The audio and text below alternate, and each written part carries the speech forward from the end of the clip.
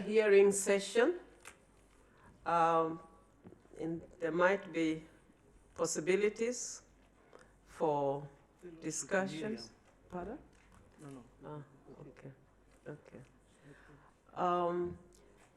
We will be using documents Gen PRC 02, Gen PRC 02, report of the Assembly Planning Committee.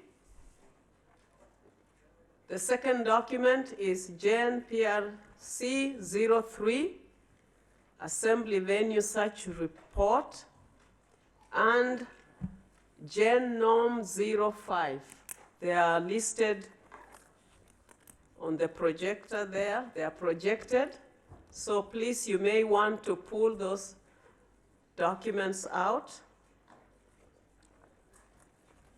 You know, there's still people on the public issues. The whole group is absent. Could one of the stewards please check for us on the public issues group, because there was a whole group there that we would like to start. Can one of you please go to the public issues hall and get them, please? You are here. Oh, great. Thank you. Thank you. And where is the moderator? His Eminence Nifon. Yes. Okay. I think we are about to start. Could you then please close the door?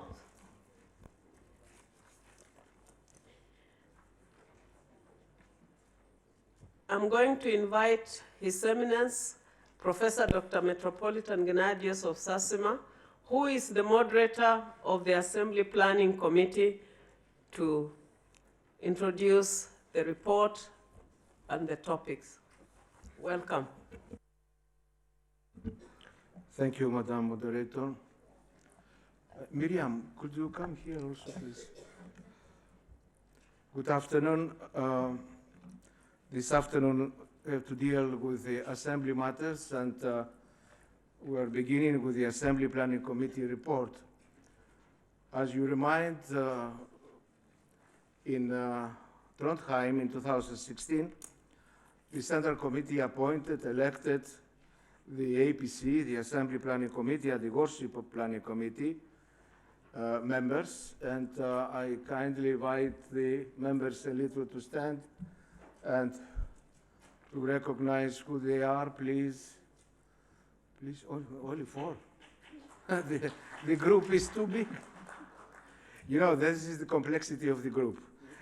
One part of the group is elected from the Central Committee members and the executive, and there we have also sisters and brothers from specialized ministries, all Christian communions, from the Pontifical Council promoting Christian unity, and advisors and consultants, which all within the staff compose this Assembly Planning Committee.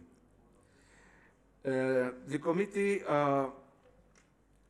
was elected, as I said, in Trondheim, and is responsible and accountable to the World Council, to the Central Committee.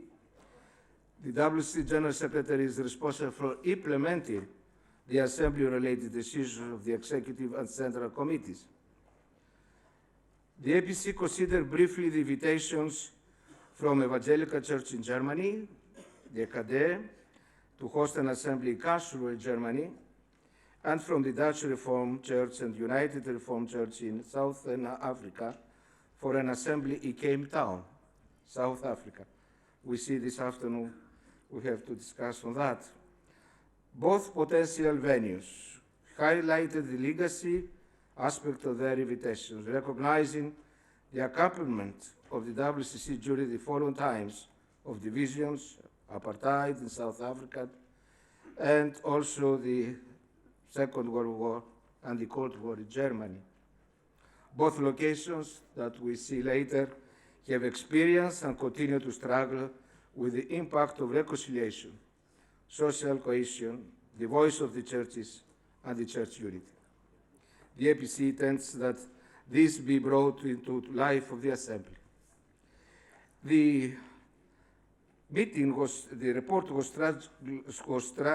structured in a way that as the topics that we have discussed, we met in January here in Busan during the a little cold time, and we try little by little to warm our hearts within the members and to create a family, a warm family, make bridges, to know each other better in order to fulfill our commitment and to work for the Central Committee, as also to have a good preparation for the next Assembly. One of the main tasks that we have done was to deal with the Assembly theme. Really, it was a difficult exercise because it was for the first time that we met, despite that in Trondheim we have decided that this meeting of the APC to take place exactly after this Central Committee meeting. But during the month, staff and also members, we have staff of the Council, the General Secretary also, and the leadership of the APC, we have realized that it will be possible to meet before the Central Committee in order to make a little homework and to provide the kind of work for your discussion and also for your consideration and for your decision. Then the first, as I said, one of the topics that was for us the most responsible is to try to formulate or to make some proposals of Assembly theme.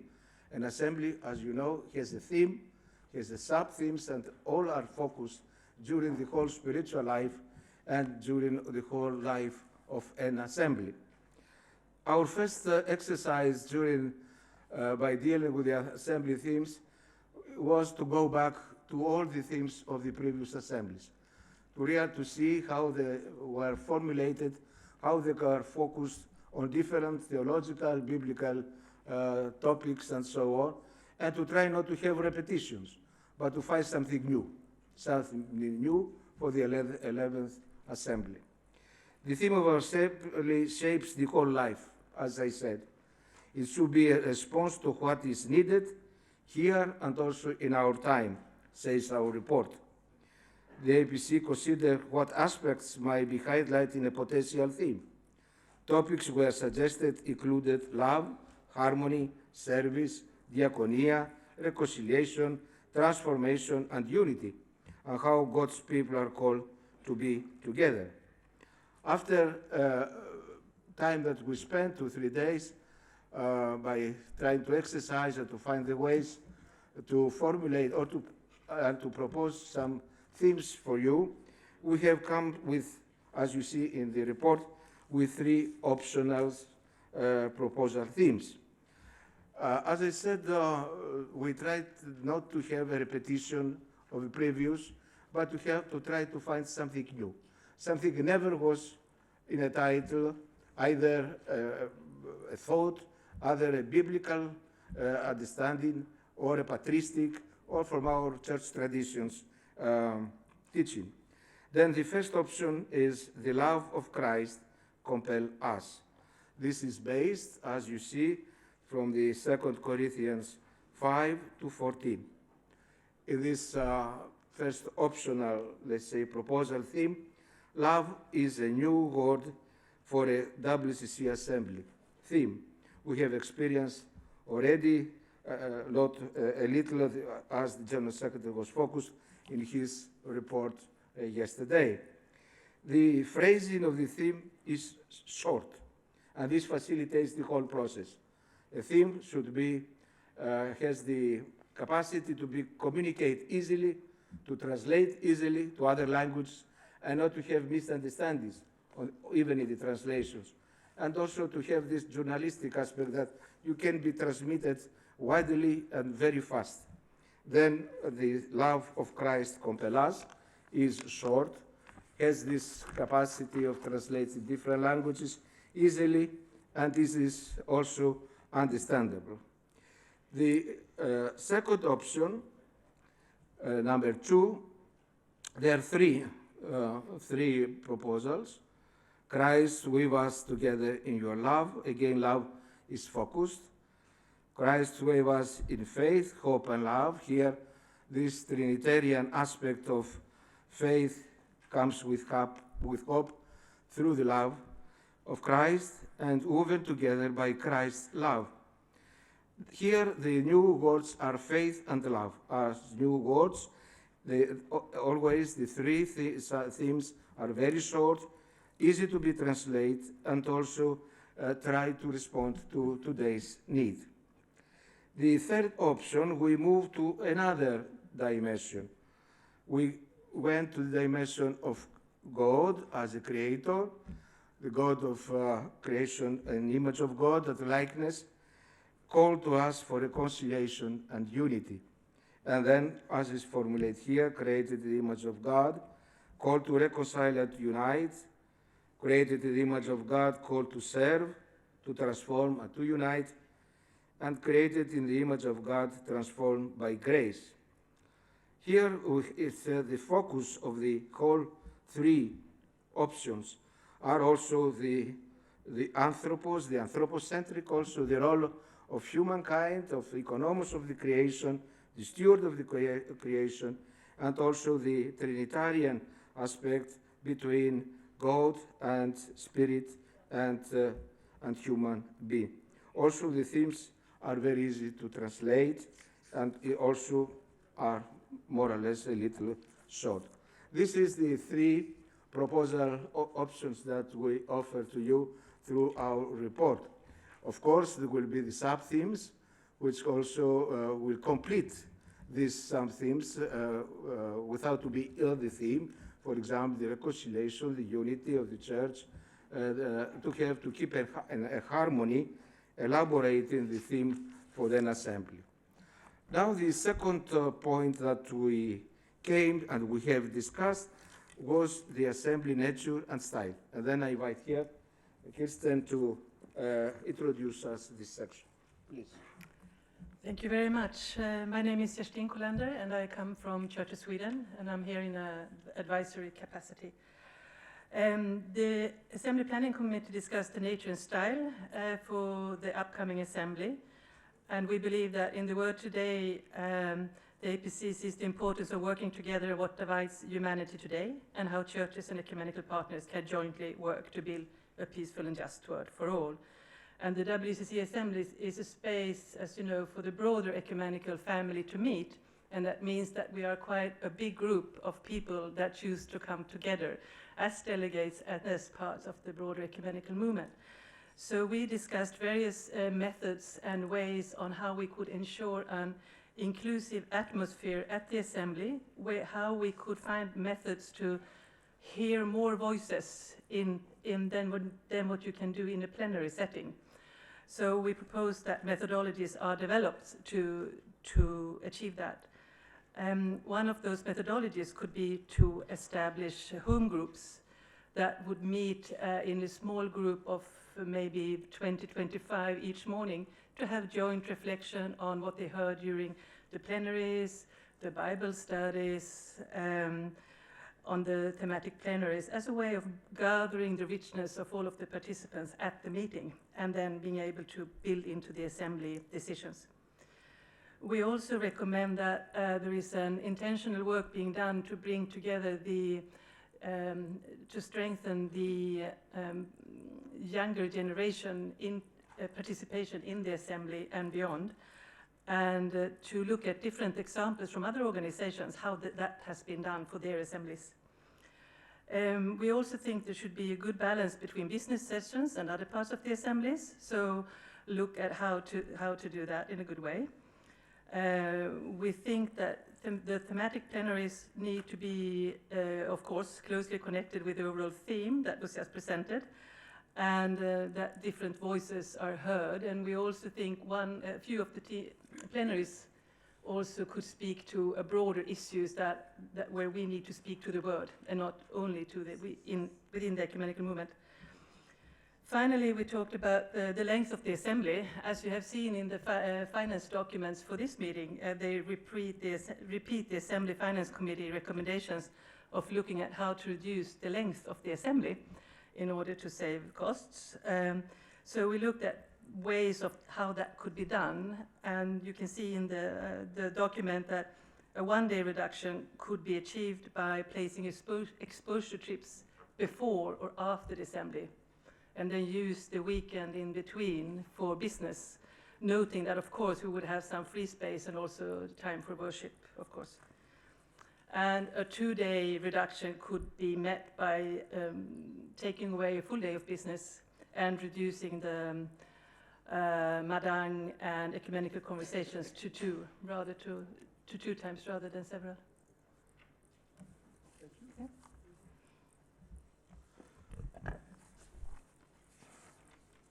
Of course, we made also further reflections for how to use this period before the assembly with pre-assembly meetings, as usually we do, regional, confessional also, and pre-assembly meetings in order to enrich the whole participation and also the good preparation. Then this is also to have to be in consideration for the assembly.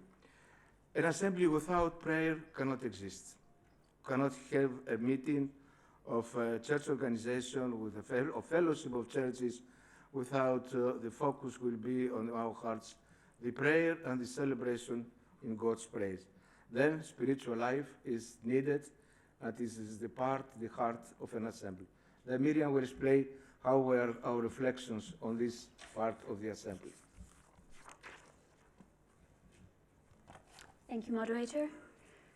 The subgroup on spiritual life discussed a lot of aspects relating to the spiritual life and came to the conclusion that it should permeate all aspects of the assembly as well as being a learning experience.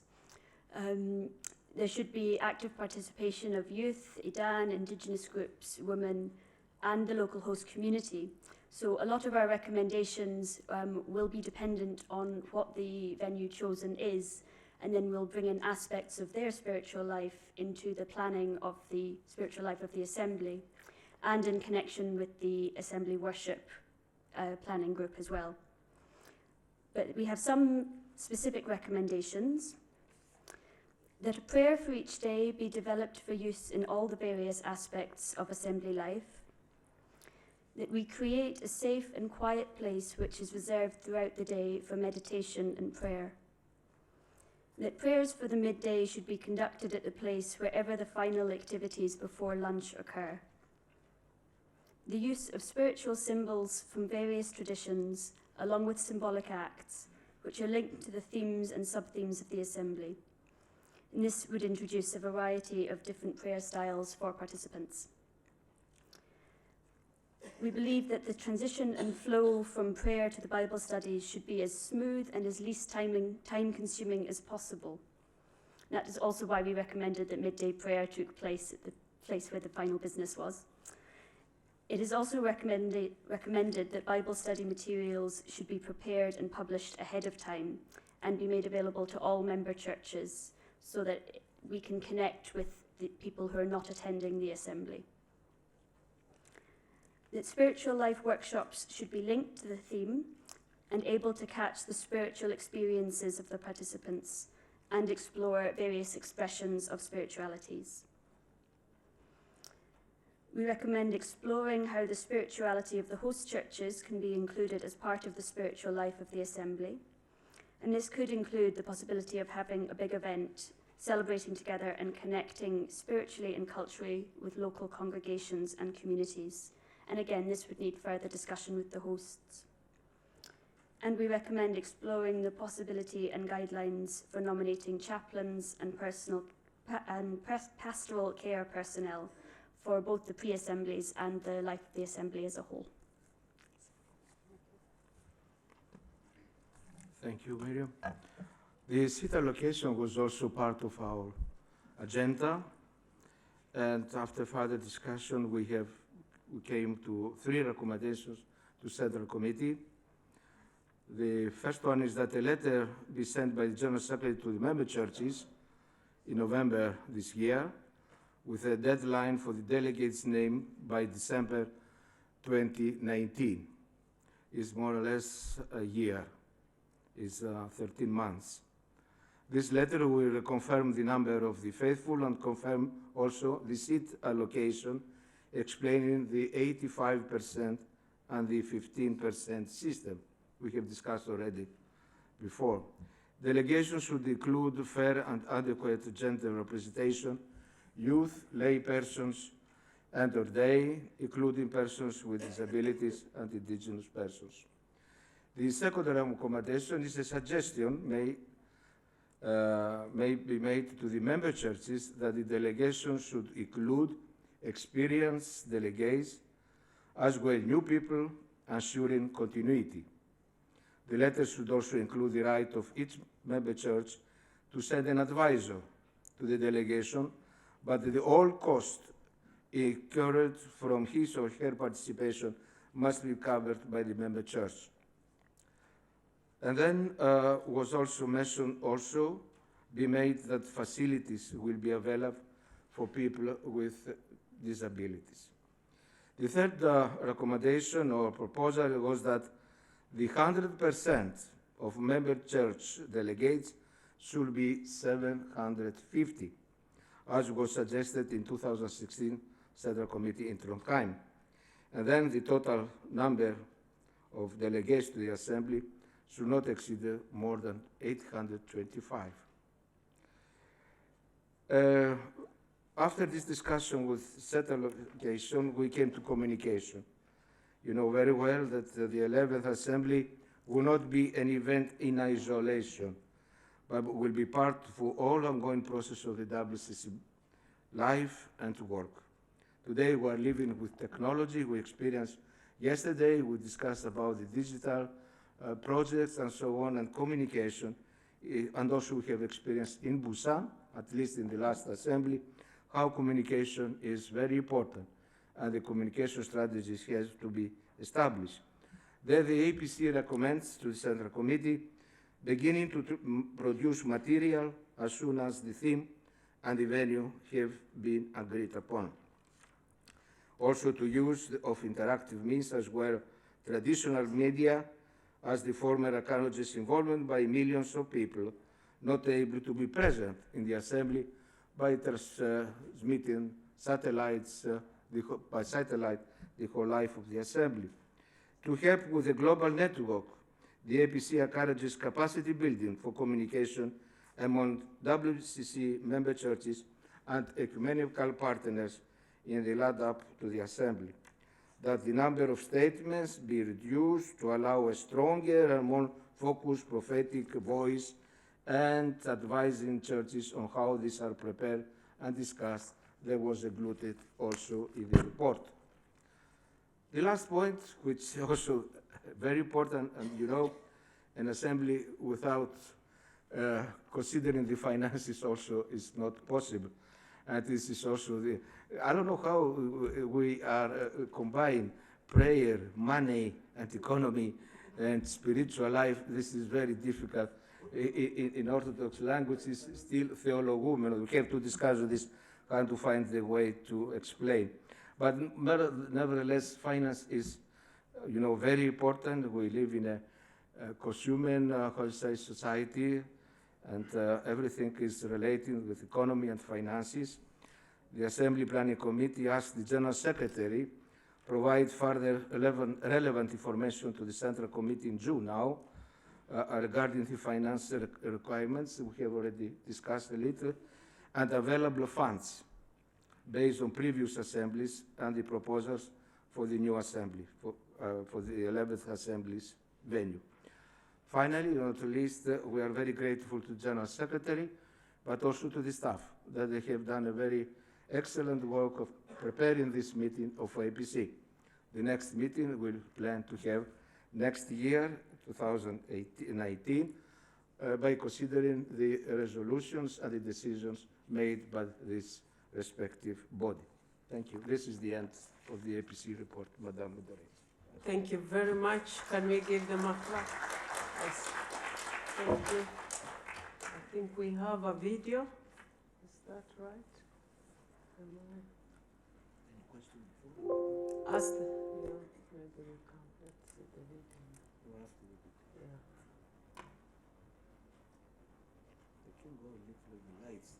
Can we reduce the light?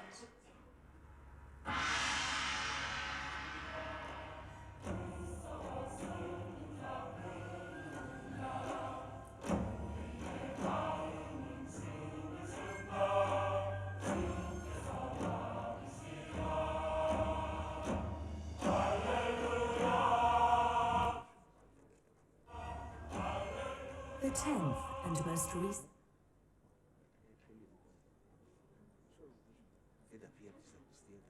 In the autumn of 2013.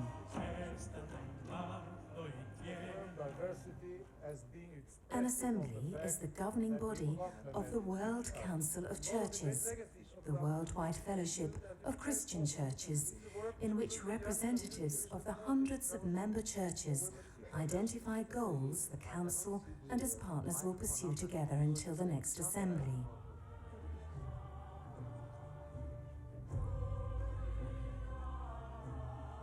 At Busan, assembly participants describe this journey toward greater unity in faith and action as a pilgrimage of justice and peace.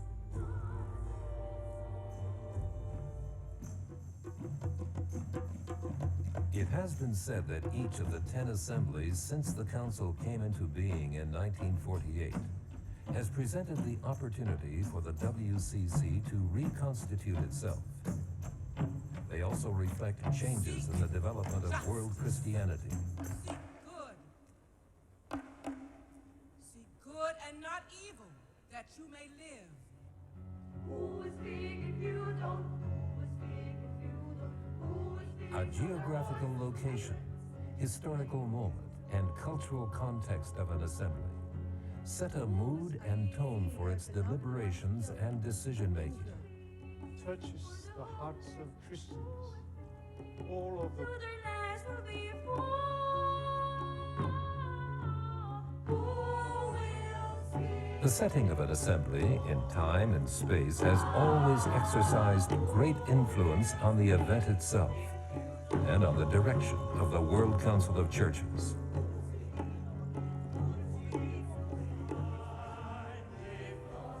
The Council existed for 10 years in process of formation before its first assembly was held in war-ravaged Amsterdam in August 1948. Some 147 churches were able to send delegates. The stated theme of this post-war assembly was man's disorder and God's design. By the vote which you have just given, the World Council of Churches is constituted and established. Our common witness in word and deed has no substance and no convincing power unless that witness is rendered locally and nationally in all the churches. The delegates adopted a message in which they confessed, as we have talked with one another here, we have begun to understand how our separation has prevented us from receiving correction from one another in Christ. And because we lack this correction, the world has often heard from us, not the word of God, but the words of men. One line from the closing message of the assembly caught people's imagination. The many churches proclaimed from Amsterdam, "We intend to stay together." By the time of the Second Assembly held in the U.S. state of Illinois, the Cold War between East and West was nearing its height. The American president personally intervened to ensure that delegates from all nations would be granted entry into the United States. The diversity of the gathering in that era of suspicion attracted widespread attention, both positive and negative. As Western empires crumbled, so-called younger churches from newly independent nations increased the membership of the WCC. A clear concern for development and human rights led to discussion of the church's role in forming a responsible society.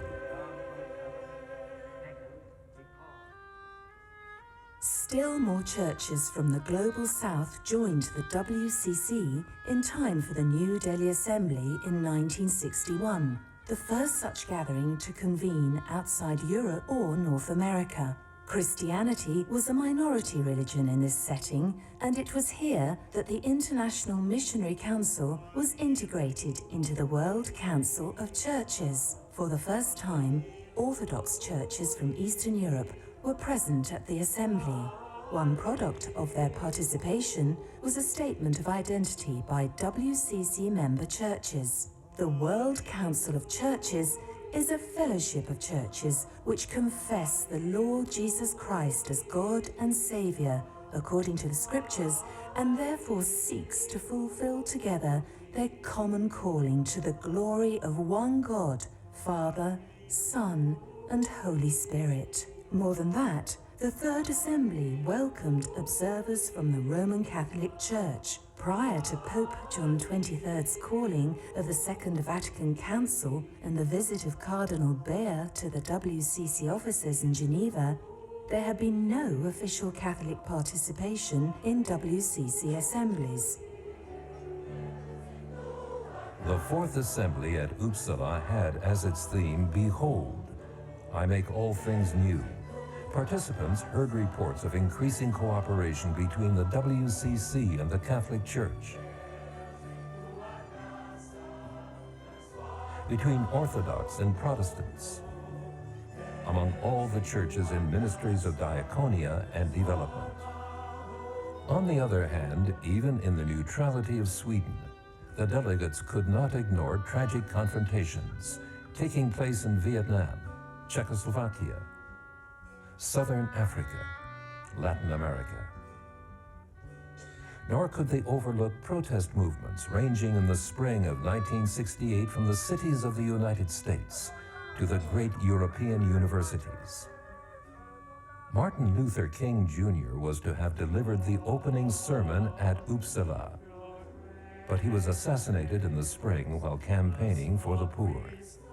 Youth at the assembly staged protests and teach-ins of their own, demanding to know why the churches were not doing more to address the crises of the world.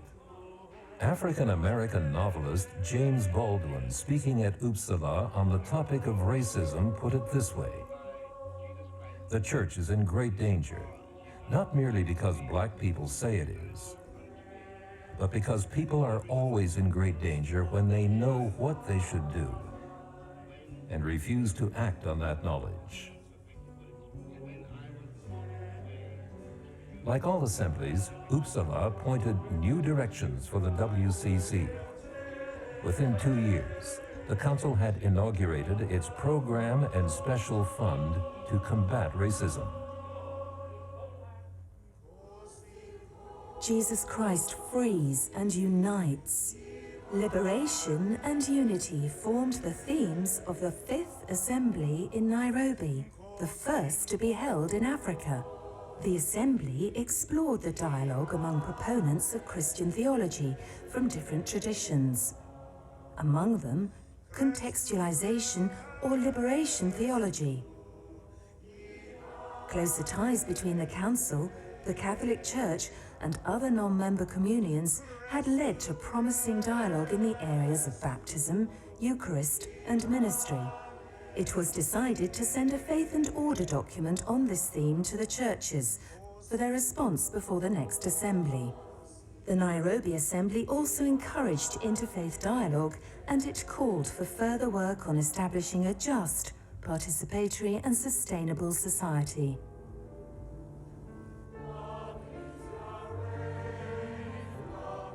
Indigenous members of the First Nations of Canada presented a traditional totem to the Sixth Assembly in Vancouver, and diverse cultures of Canada made a strong impact on the ambiance and atmosphere of the event. Light throughout God's good creation was central to the theme.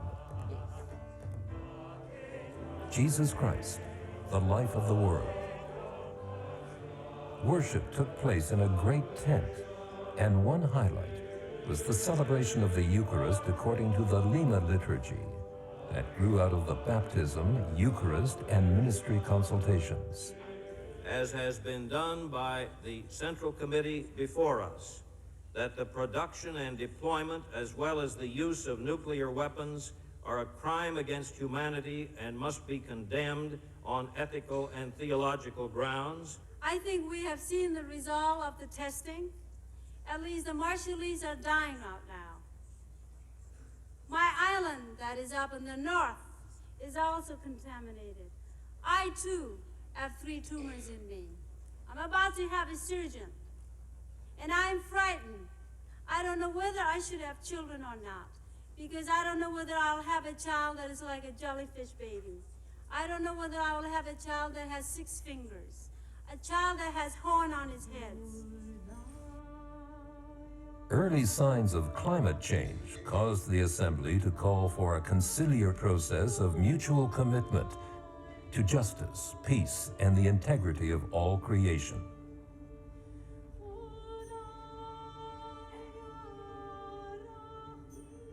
The First Gulf War broke out just 3 weeks before the 7th Assembly was convened in Canberra, Australia. Some delegates, especially from the Middle East, cancelled their travel plans in order to serve their people at home. It is not a religious war. It is not a just war.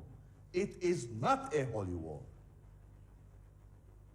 It is a war with definite political, military purposes or goals. It has been said that the Gulf War overshadowed consideration of other situations and demonstrated deep rifts among the member churches in attitudes toward war and the exercise of civil power. As in Vancouver, the Indigenous people of the host country were conspicuous by their hospitality and presence at the Assembly. The WCC is a monitor of the treaty process between Aborigines and the Australian government and issued a report on that process at Canberra. The theme of the Assembly stressed the bond between nature and the work of the Holy Trinity. Come, Holy Spirit, renew the whole creation.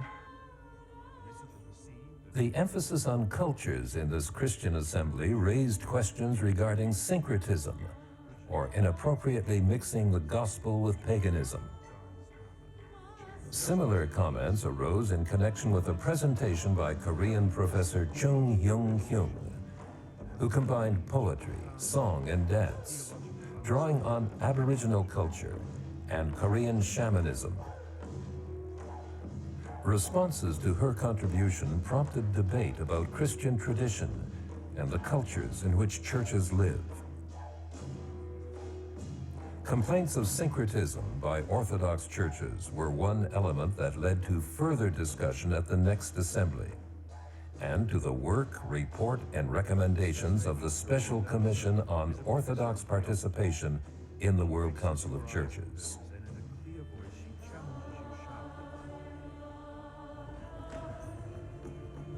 To mark the WCC's 50th anniversary, the 8th Assembly met in Southern Africa, in Zimbabwe, where the list of speakers included former South African President Nelson Mandela.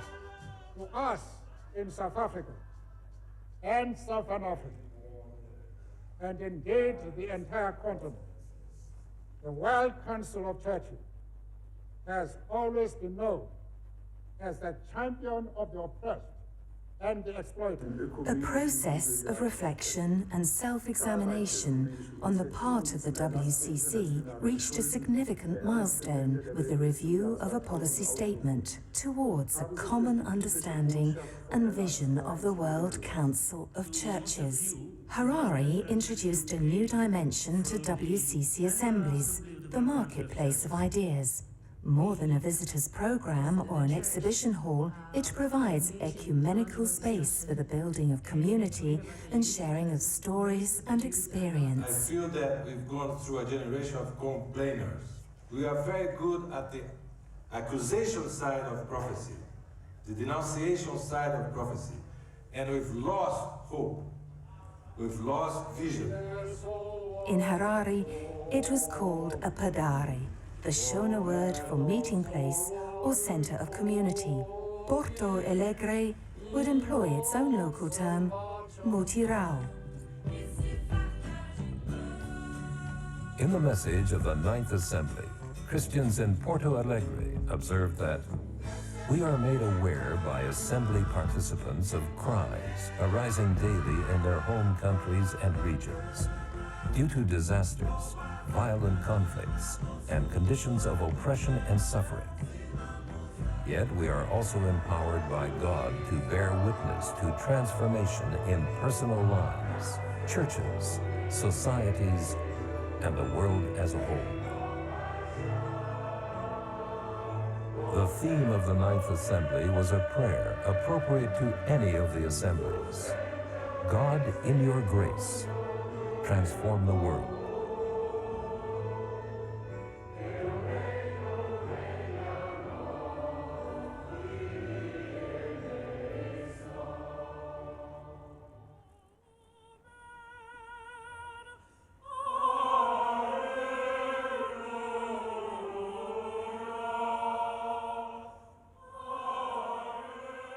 The 10th Assembly, held in Busan, Republic of Korea, came at a time when the WCC was poised to reshape its future through a fresh network of relationships among Christian movements, interreligious partnerships, and relations with people of goodwill throughout the world. The potential for renewal of the ecumenical movement was reflected in the theme of the Assembly. God of life, lead us to justice and peace. The theme emerged out of the historical faith pilgrimage of the Church, and in Busan, it resonated across the divided Korean peninsula to the shanty towns, villages, and cities throughout Asia. It gave the WCC Fellowship of Churches a renewed sense of the Church's prophetic role in the world today. With such challenges as climate change, economic injustice, oppression and violence around the globe, the churches have resolved to bring their faith to bear on the world's most pressing problems through a common journey of faith, a pilgrimage of justice and peace.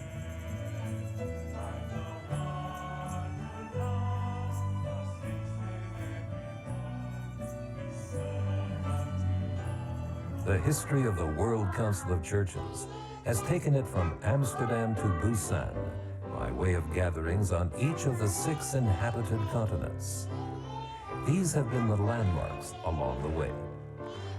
With each assembly, the WCC Fellowship of Churches has renewed and revived its commitment to Christian unity, mission, and service in the world.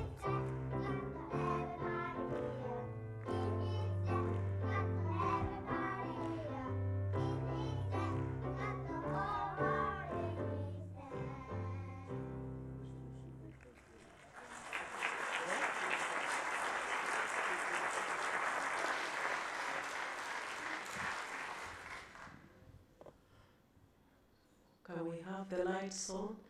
Can we just stand for a minute to thank God? Yes. Try to take a very deep breath. Huh? Stand straight with your head high up. Okay. Just try to lift your hands up. Stretch them farther up. Get yourself space and try to go that way. Try to swim.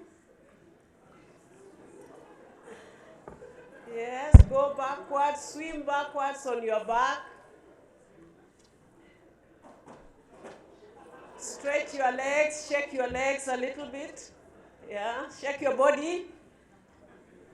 Yeah, relax a little bit. You've been on a journey for 10 years, 10 assemblies, ancestors with us. Let's continue to shake our bodies a little bit. Yeah? Oh, I see some people are not really shaking. Shake your head. Shake your head a little bit. Thank you.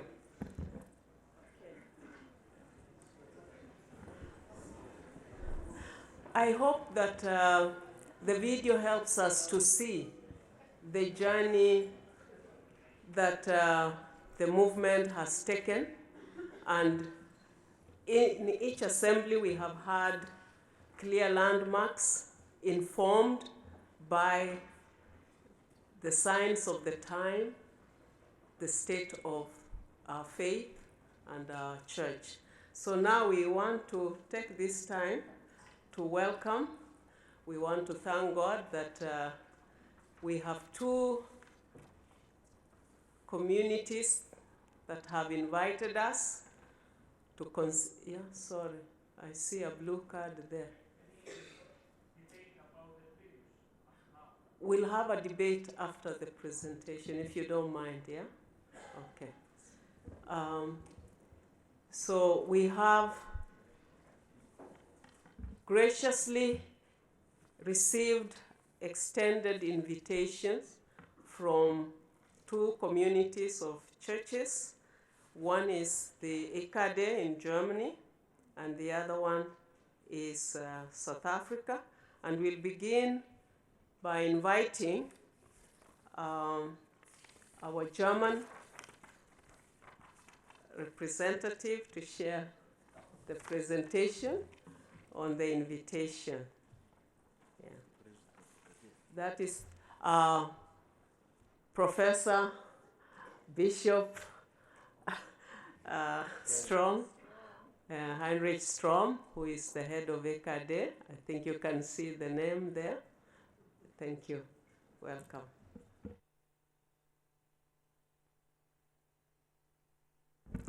Thank you, Moderator, dear brothers and sisters.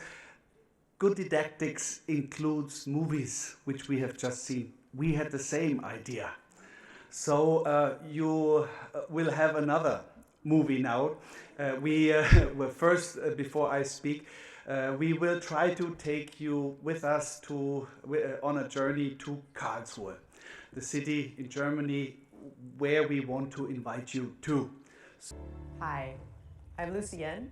I live here in Karlsruhe, been here about 33 years. We'd love to host you, the World Council of Churches. We hope that you choose Karlsruhe as a place to come and visit. I think you'll really like it.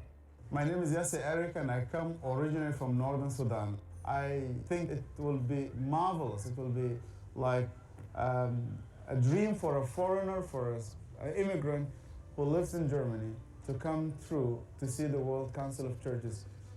Das bedeutet für uns sehr, dass wir die Möglichkeit haben, einen Teil unserer Identität darzustellen. I think the possibility of encounter, of celebrating together, to discuss, to meet people, that would be a very, very good occasion. Also mir geht das immer in den Begegnungen so, dass ich darüber staune, wie konkret der Glaube die Wirklichkeit der Menschen in den unterschiedlichen Kontexten, in den unterschiedlichen Ländern verändert. Once a week, there is an Orthodox liturgy in this church. The members of the congregation feel at home in Heidelberg.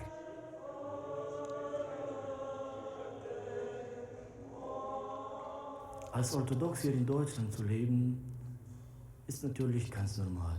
Deutschland gibt uns als Orthodoxen die Möglichkeit, im Frieden zu leben, mit anderen Konfessionen in Kontakt zu kommen.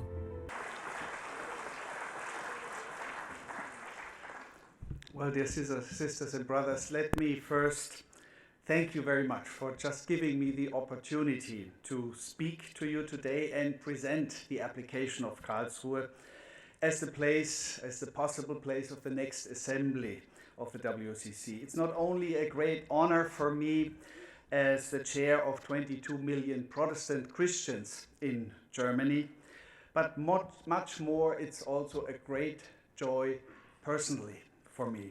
The ecumenical movement has always been central to my journey of faith, to my vision of the church, beginning with a sermon by General Secretary Philip Potter, whom we just saw in the film.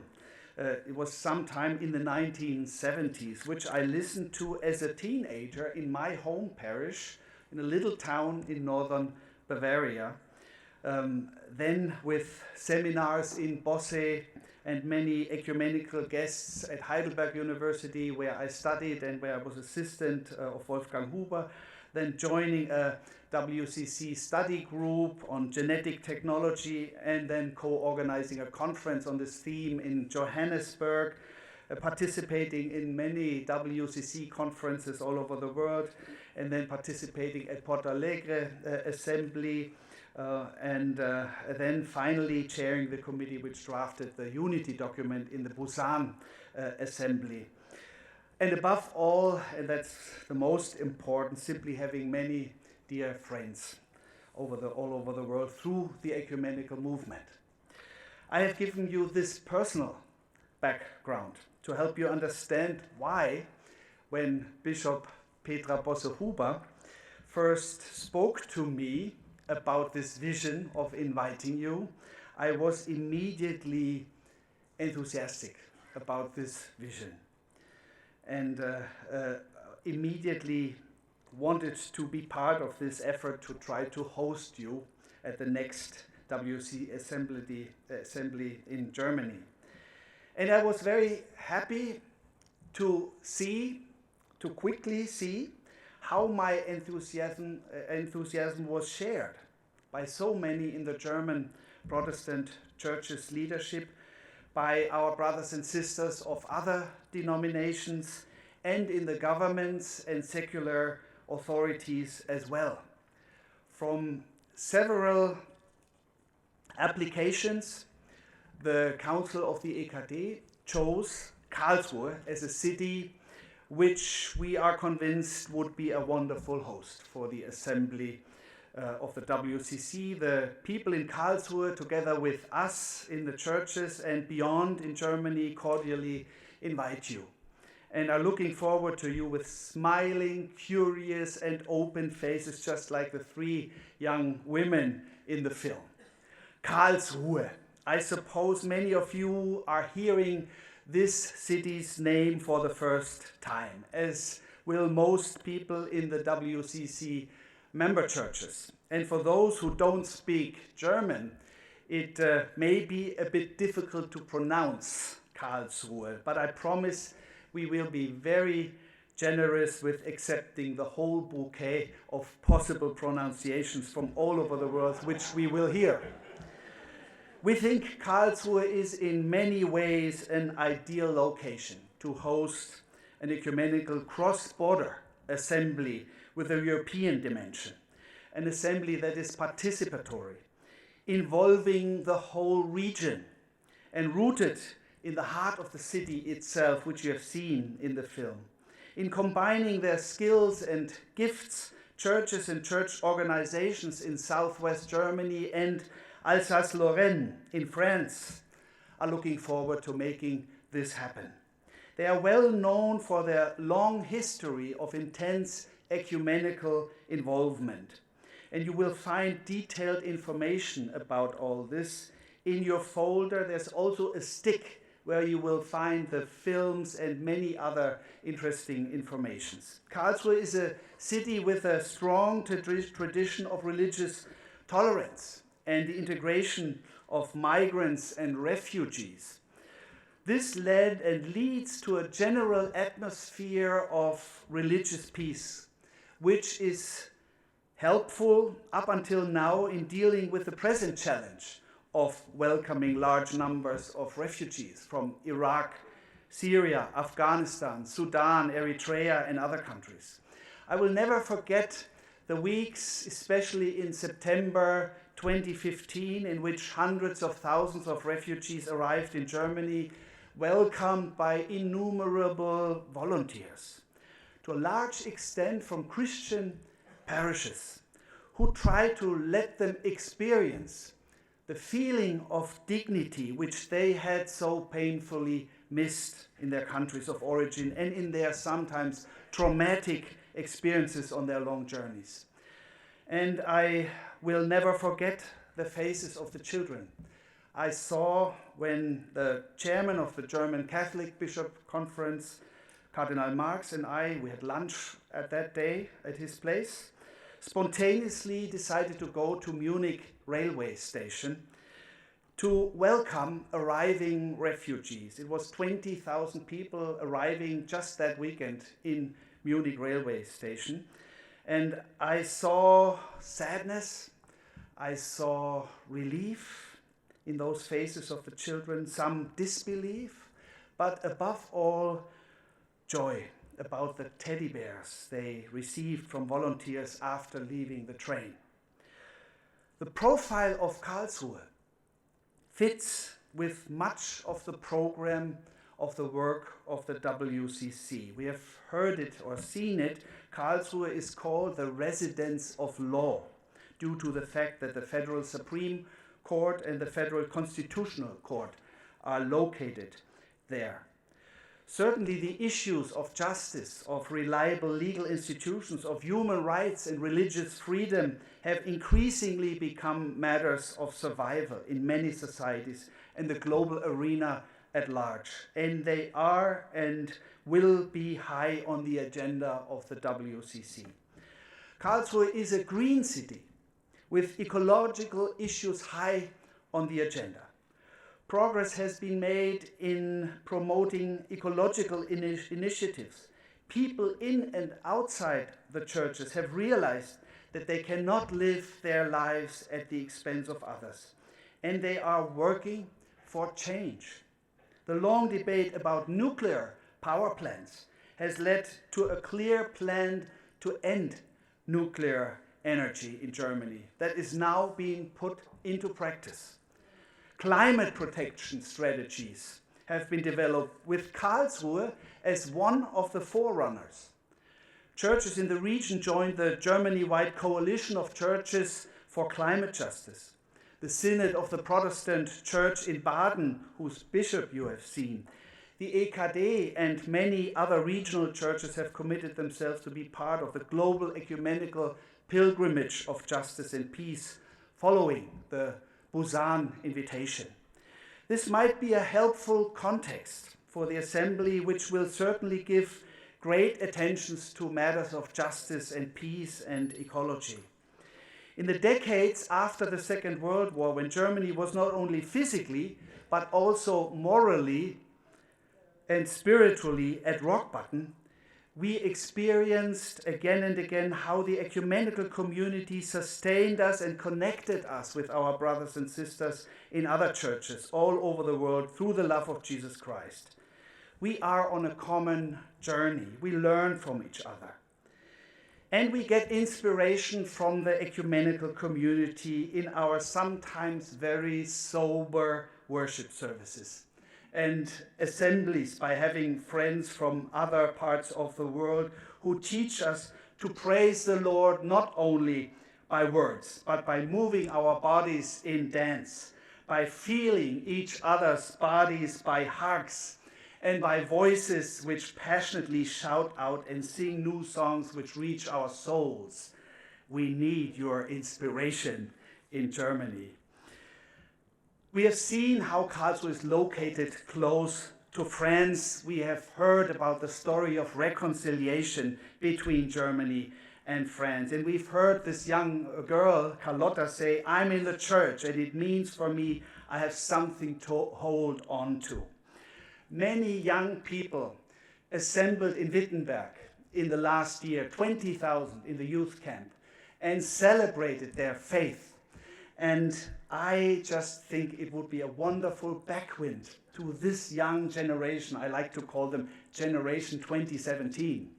It would be a wonderful backwind for this young generation if they would experience an assembly of the World Council of Churches in their country. There are many things that we can give as Germans and Europeans to the WCC and to a possible assembly in our country and in our continent. And we would love to give what we have to offer so that it can become a powerful, strengthening, and also a well-organized assembly. But the most important reason we want to invite you to Europe is that we hope to receive. Europe needs you. Europe needs your spiritual inspiration. Europe needs your encouragement. Europe needs your joy of faith. Europe needs your call for peace and justice.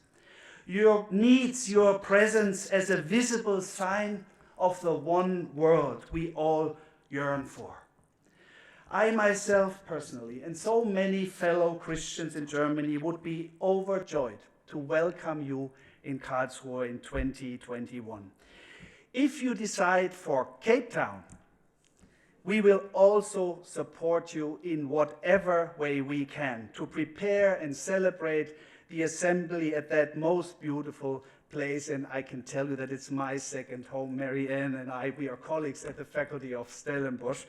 So it's a win-win situation for me today.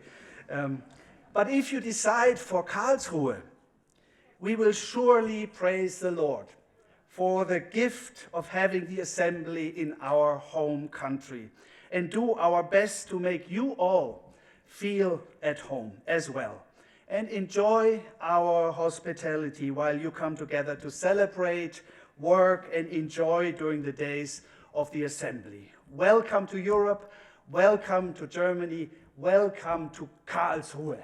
Thank you.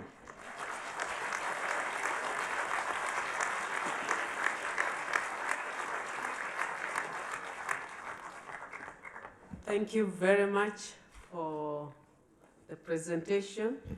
We'll now invite our President, Professor Marianne Van Hoefel, her colleagues, the Reverend Dr. Gustav Claassen, and Madame Edian Fure. Yes, welcome.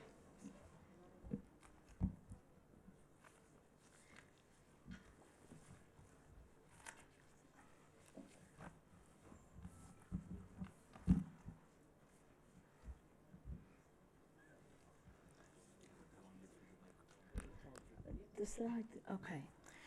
Dear all, I just want to say it is a very difficult space for myself to be here because EKD and us in the Party South Africa, my church, with a lot of support from the EKD, survived during the hardship during apartheid, and they extended a lot of their own resources to my church. So where we are now, I'm presenting the bid of the Assembly of the World Council of Churches in Cape Town, South Africa in 2021.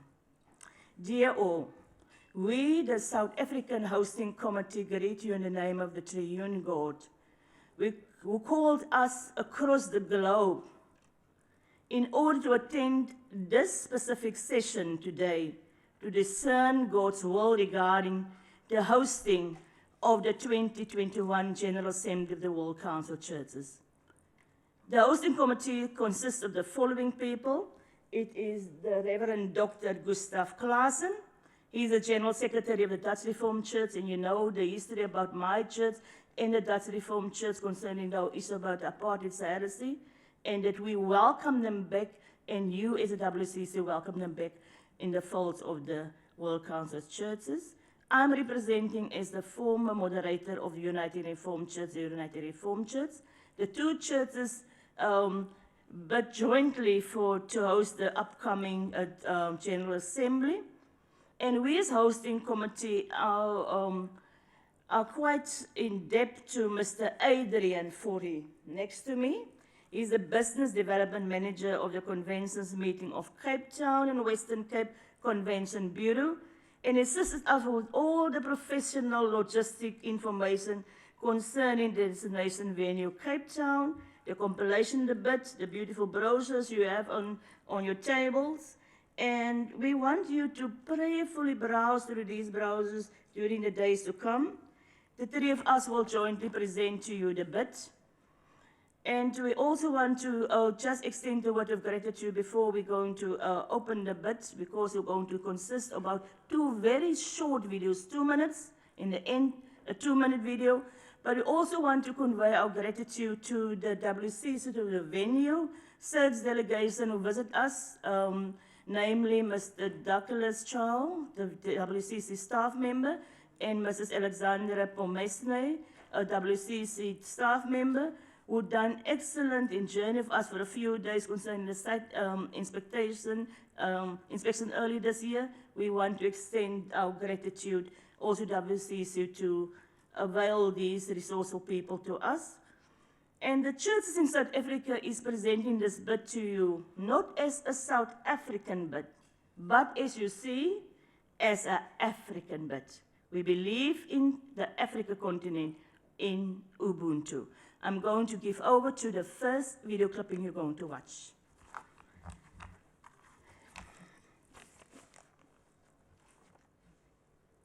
Whether you are coming to our shores for business or pleasure, we invite you with open arms. Known as South Africa's mother city, Cape Town is a city designed for visitors. It's a vibrant hub, safe, convenient, and easy to explore on foot. It's also the business gateway to Africa. The city has 4 world and is home to multiple international companies' African headquarters. World-class infrastructure and state-of-the-art meeting and conference facilities make Cape Town a pioneer in hosting core development sectors. From 2017, the award-winning Cape Town International Convention Center will offer 20,000 square meters of exhibition space, 2 auditoriums, and 45 meeting rooms of different sizes. Surrounding it are over 20,000 formal hotel bedrooms, 4,000 within walking distance. The city also has a large selection of safe budget accommodation. Hospitality doesn't get better than this. Our impressive creative services industry works tirelessly to create exceptional social events, incorporating and celebrating our unique culture.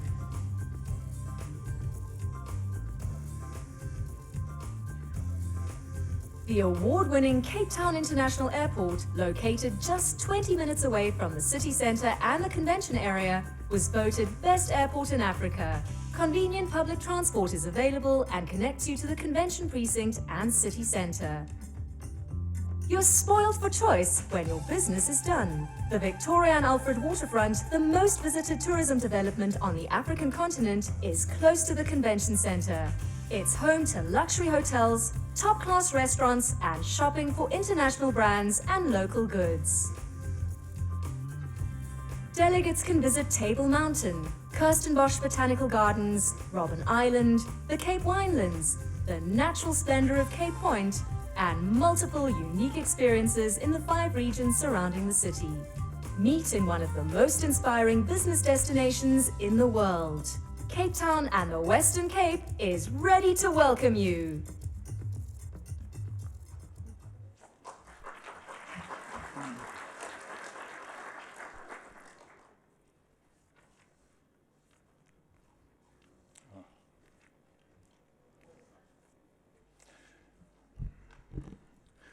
Good afternoon. The Dutch Reformed Church is still overwhelmed by the fact that we can be part of this wonderful ecumenical body. So from my side, this is a very, very special occasion, and also my gratitude for everybody who made it possible to be here today. My compliments to the EKD for a wonderful presentation. Thank you so much for that.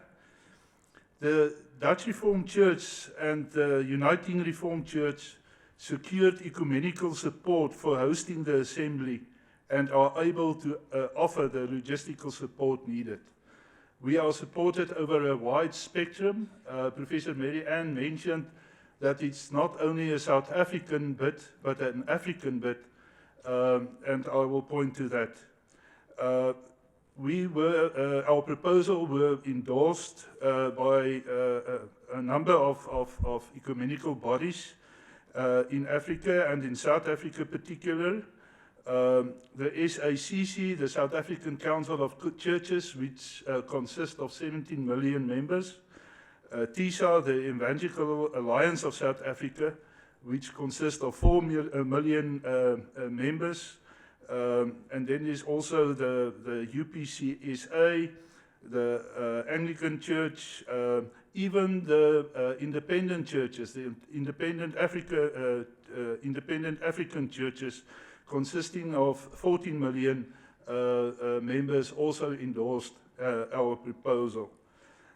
We are also supported by the Reform Family Forum, which consists of 22 different Reform denominations all over Africa, which have historical ties with the Dutch Reformed Church.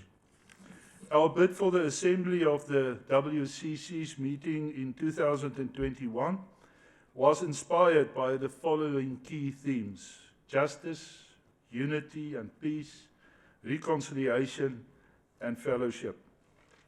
On the continent of Africa, sorry, thank you. I'm a bit nervous, you know. Thank you, Adrian. On the continent of Africa, exponential growth of Christianity and the numbers of churches in general is being experienced. Statistics indicates that in 2025, Africa will have the largest population of Christians worldwide. To host a meeting in 2021 will give a wonderful opportunity to also address this big shift to the south, I think, for the WCC. Hosting the WCC's General Council in South Africa will underscore more than anything else the WCC's pilgrimage for justice and peace. In the words of our moderator, Dr. Agnes Aboom, let us walk together with those who are denied justice, with people of all living faiths, movements, and all others who are striving for justice and peace, kindling hope through creative alternatives, speaking truth to powers, and holding them accountable. Africa is a continent that has struggled against all forms of domination, undermining, oppression, extremism, polarization between rich and poor, xenophobia, colonialism, and there's also a big move of immigration. I think it's not a well-known fact that, but in South Africa for the past 10 years or more, we are hosting more than 5 million immigrants from all over Africa. And with the magnitude of a General Assembly event like the General Assembly, will certainly put the focus on and emphasize these problems and the urgency to meet these challenges head on. So that will be very helpful.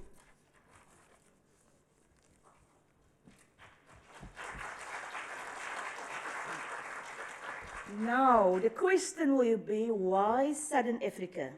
The third time around on the African continent, that's one of the questions which you have to attend to during this General Central Committee meeting.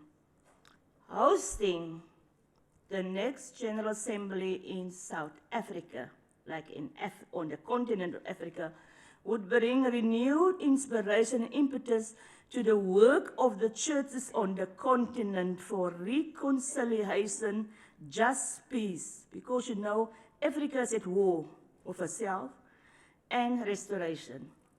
It will influence also policy decision on social, economic justice issues, equal justice, gender justice, and just peace on the African continent. We know ordinarily large conventions hosted on the continent have the tendency to influence policy, public policy decision making. And like my colleague referred now to the question about statelessness in South Africa, more than millions of people living there without being documented correctly.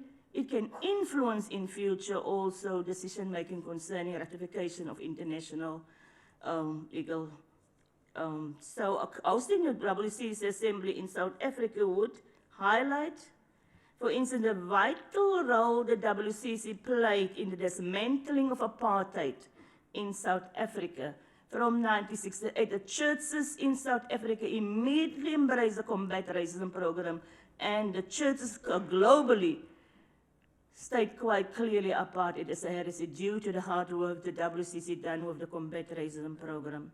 And we do so trust that the WCC will also play a pivotal role in addressing the upsurge of new forms of racism on the African continent. The whole issue about white privilege and African nationalism and what we see upsurging across the globe, and xenophobia and what we called in South Africa Afrophobia, meaning it is black people, black on black violence happening currently in South Africa. We emphasize, we do think also coming to South Africa will emphasize emergence of African ecumenism and the whole issue about the receptive ecumenism, which is currently embraced by the Roman Catholic churches, the Anglican churches, the Methodist churches. They can also be embraced in holding, because there's a lot of scholars in the African continent working on these issues. It will also encourage the Christian witness and, like we say, the interfaith dialogue. Because when you're going to visit South Africa, Cape Town, for the very first time, you'll see that people from different faith traditions live in close proximity with each other. And that is the story of South Africa. I'm giving over to Adrian.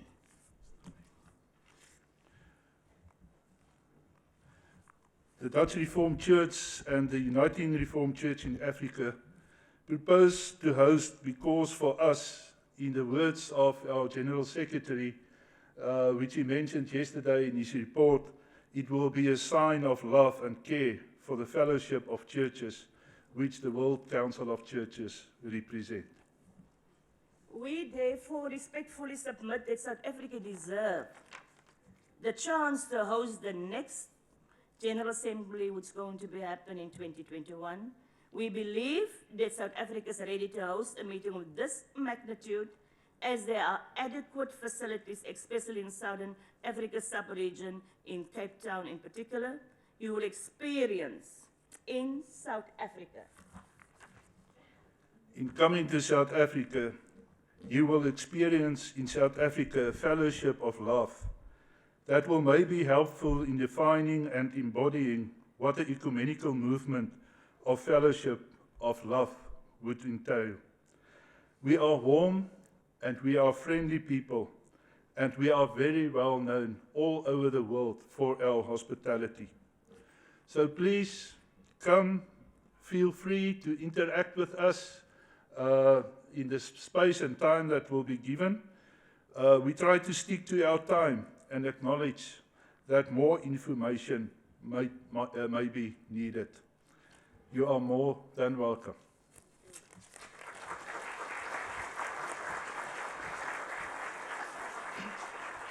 Good afternoon, ladies and gentlemen.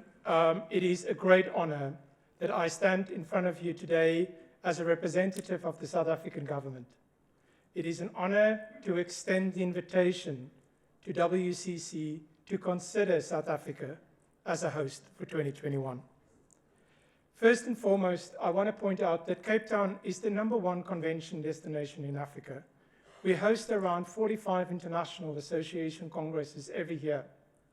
Why do I mention that? It's a city that can understand how these events, what work it takes to put them together. It's a city that works together in creating successful events. The global appeal of Cape Town not only attracts delegates, it is a bucket list destination for many, even for those in Africa who might think of it as a wonderful place to visit. It is a modern city. It is a city that offers a state-of-the-art convention center, direct airport access to most global hubs, and a good public transport system. It is a safe and secure destination.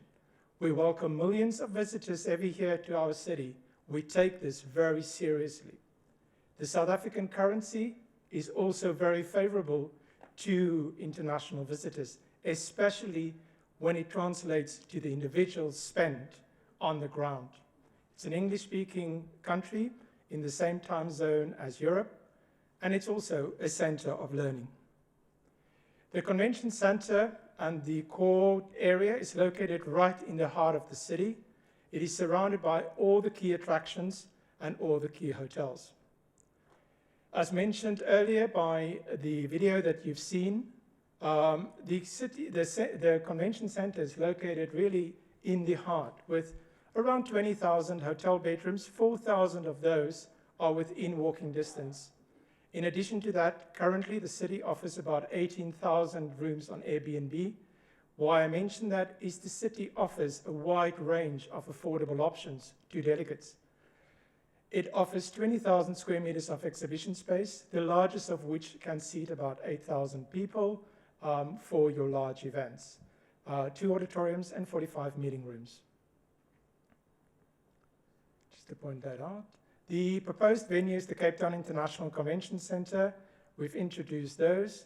Most importantly, there are no exclusions for visas to South Africa. This is, I think, something I want to stress.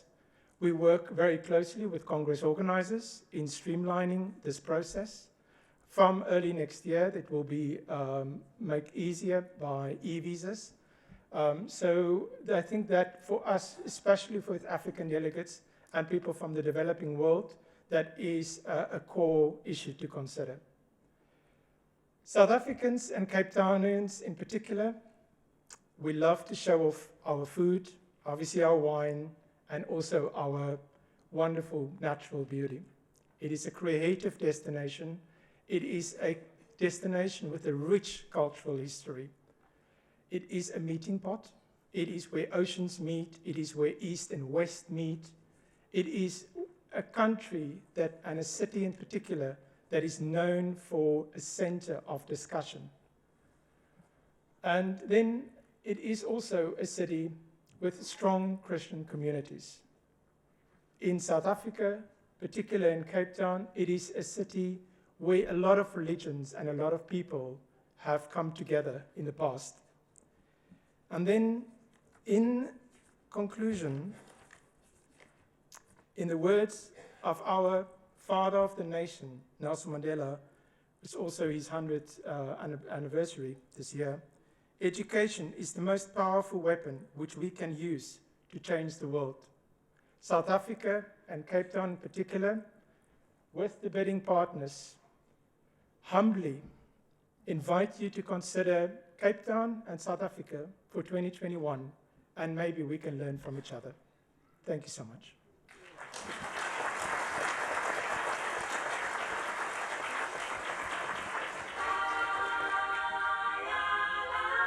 Thank you so much. We are grateful to the invitations to Karlsruhe. South Africa is Are different. we still having? Sorry. The you who leave Sorry. South Africa won't be the same as the you who arrived. You'll find that there's nothing ordinary about this place, because you don't just visit South Africa, you will meet South Africa. You will meet the wide open beaches of the Wild Coast and a chief whose ancestors have lived in the hills above the Guanyana River for 1,000 years. You'll meet a taxi driver and a shebeen queen who you will never forget. You'll meet the golden light of the Timbavati as it covers everything in a soft amber glow that reminds you of how things once were and could be again. You'll meet a lady called Dani Anna in Burgab who will write her recipe for pickled fish on the back of the menu. You'll meet a 70-year-old surfer who will tell you about the time he sat on his board listening to a whale whose breathing sounded like the heartbeat of the ocean itself. You will go on a walk at night through the bush that you will never forget, because it was the night you felt you saw the stars for the very first time. You'll have supper under an acacia tree as the sun goes down, and giraffes gather by the watering hole. And years later, you'll find that the call of the hippos still seems to echo through your heart. You will meet South Africa, and you'll never be the same again.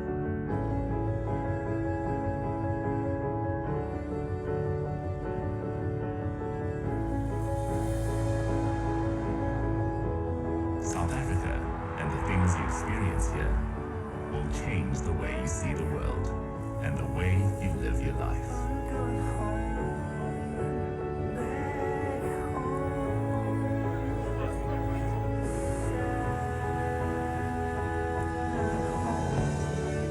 Because when you open your arms to embrace this country, you'll find that the you who leave South Africa won't be the same you who arrived.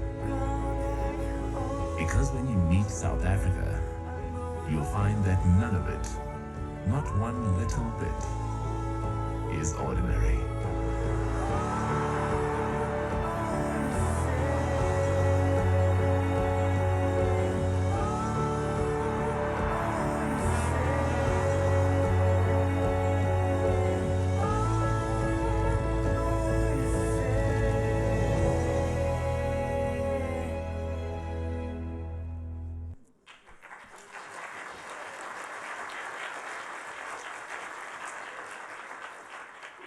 Thank you very much, and sorry for that interruption. I didn't realize you had a video.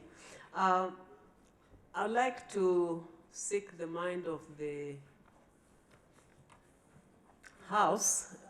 There are two options. We can have a short break because I know we have questions.